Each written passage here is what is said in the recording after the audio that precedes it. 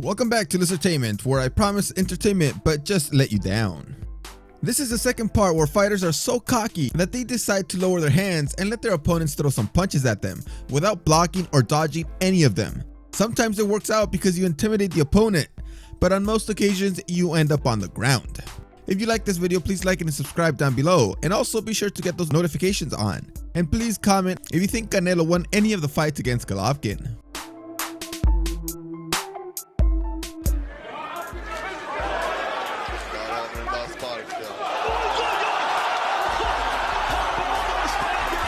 Here we have two mixed martial art fighters who were just starting their fight when one of the guys throws a kick that the opponent manages to block with his hands. But then he starts to get a little bit too cocky because the fans start screaming, which leads him to make this serious mistake.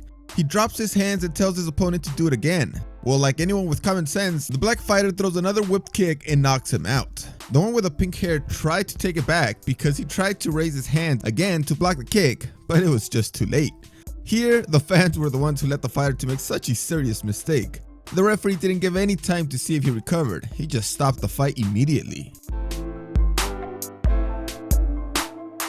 Now we have Nate Campbell in purple shorts facing Robbie Pettin. They were in the 5th round when Nate Campbell hurts Pettin with a body shot that was really powerful, and it was clearly visible as Pettin doubles over. But Pettin is still fighting. This is when Campbell realizes that he is really hurt because he notices that his power is decreasing and he is not moving very well. So he tries to jump on him to try and get him out of there, but suddenly Pettin gave him a good left hand to the face. The right uppercut, as I said, he gotten away from throwing that punch a little bit. He goes back down there. I don't know if he knows how bad Pettin is hurt right now. I mean, he just straightened Pettin right up with that shot.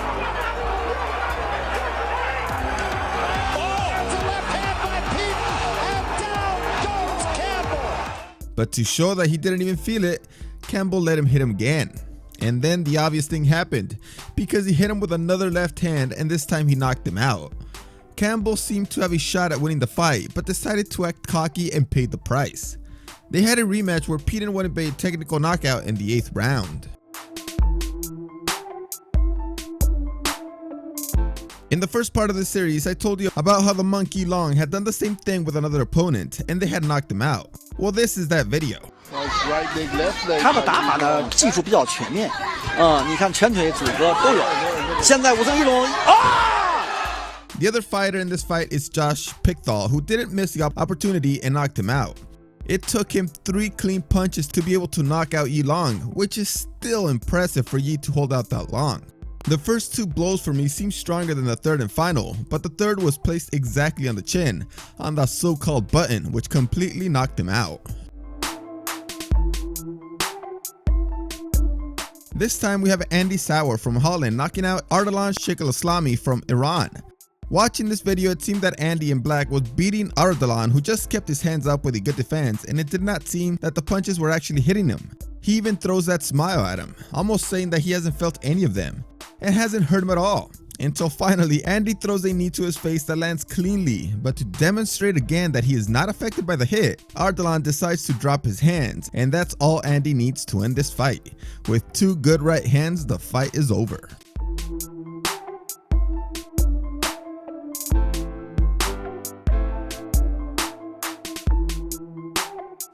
Now I have to include the knockout that was heard around the world, and that was the knockout of Anderson Spider Silva. Anderson. Oh no, he got hit! Look at the finish! It's all over! He was fighting Chris Weidman, and as we all know Silva, he started playing with Chris. But this time it did not turn out like all the other occasions, because here they put him in his place.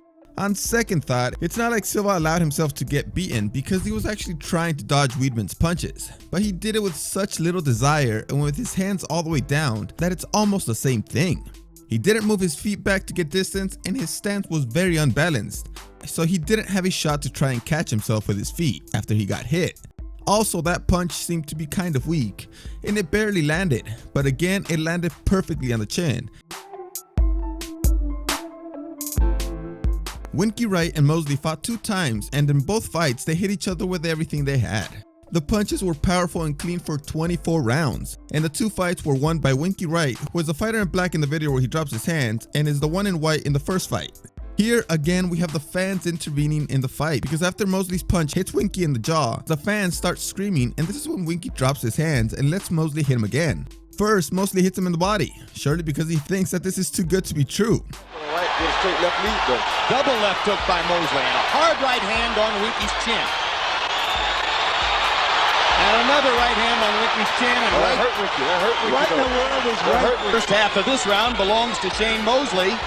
But finally, he realizes that he has a free shot, so he throws a right hand that lands flush with his face, and he managed to hurt Winky, although not enough to knock him out. Winky was extremely lucky that the punch didn't knock him out, because he then quickly clinched Mosley. Romero Páez was a fighter who, well, acted like a clown in the ring to give a good show to the fans, although I imagine that this surely infuriated his opponents. But here we have him in the ring doing his feats when he drops his hands at this fight when he's on the ropes. He even looks bored fighting this boxer who also seems super tired. They gave him the opportunity to throw his best punch and try to hurt him, but he no longer had the energy to throw any good ones. And it even seems that he can't even raise his head, so he doesn't even realize that he has a free path to hit his face.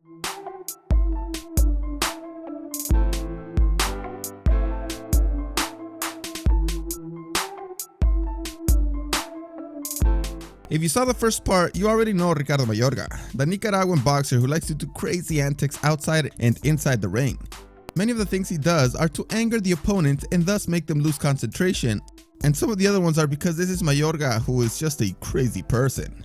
His first time at middleweight, so Now he tastes Trinidad's left hook. And this is a Mayorga tactic. He drops his hands and says, come on, hit me. Did it with Forrest, does it here with Tito. In the comments, many said that I missed the fight that he had against the great Tito Trinidad, where he also dropped his hands and let himself be hit. He did this in the first round where he took 2 good left hooks. The second made his legs tremble, so he decided to start moving them to appear like he was dancing to avoid the embarrassment. Unfortunately for Mayorga, in the end he lost the fight in the 8th round with a hook to the body.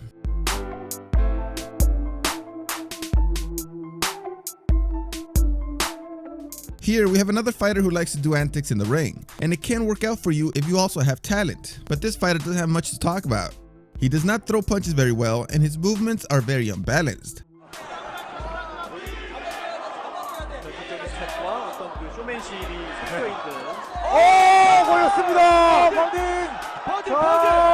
As soon as he hears the fans screaming, he starts asking for more while he drops his hands, and this is when it all ends.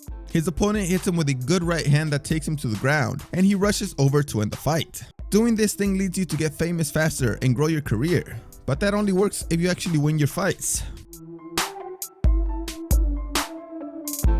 Now we are going to see one of the best fighters of all time in Golovkin, or Triple G, whose fighting style always seems to involve himself getting hit in order to be able to get his own punches in.